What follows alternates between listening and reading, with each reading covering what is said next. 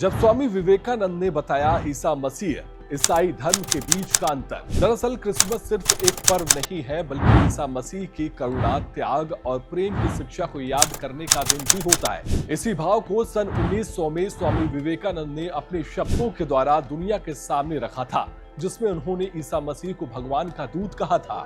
Christmas ईसाई धर्म का बहुत ही महत्वपूर्ण त्योहार है।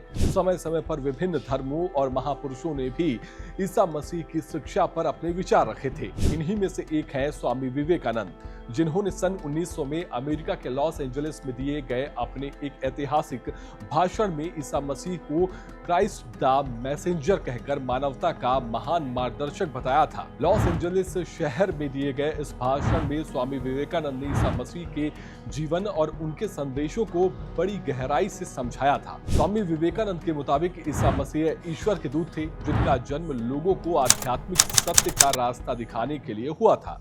उनके अनुसार ईसा मसीह किसी नए धर्म की स्थापना के लिए नहीं आए थे, बल्कि उनका उद्देश्य मानव चेतना को बदलना था, ताकि लोग सच्चाई के मार्ग पर चले। विवेकानंद ने कहा था कि ईसा का संदेश केवल विचारों या कर्मकांडों तक सीमित नहीं था, बल्कि उसे जीवन में उतारना ही उनका असली अर्थ समझना है। आगे विवेकानंद ने कहा था कि ईसा मसीह की शिक्षा का मूल आधार था अहंकार और लालच का त्याग। ईसा ने हमेशा पैसा, सत्ता और घमंड से दूर रहने की बात कही थी। मैं और मेरा की भावना को छोड़ना ही उनकी खास शिक्षा थी।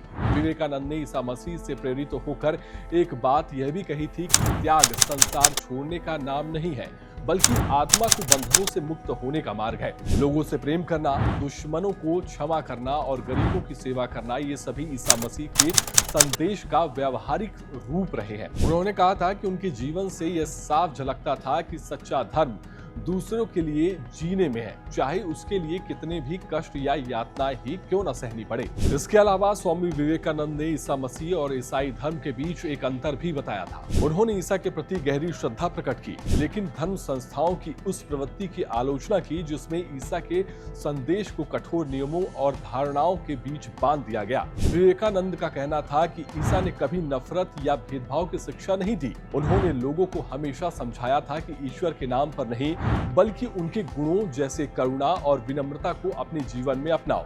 आगे विवेकानंद ने अपने भाषण में कहा था कि अगर मैं नासरत के यीशु के दिनों में होता तो अपने आंसुओं से नहीं, बल्कि अपने दिल के खून से उनके पैर धोता। अगर मुझे यीशु की आराधना करनी है तो उनके शिक्षा को जीवन में उतारना ही सच्ची आराधना है। मुझे उन लोगों पर दया आती है जो ईसा मसीह के चरित्र में सुंदरता को नहीं देखते। बहरहाल उनके इस संदेश को लेकर आपकी क्या है राय, कमेंट में हमें जरूर बताएं।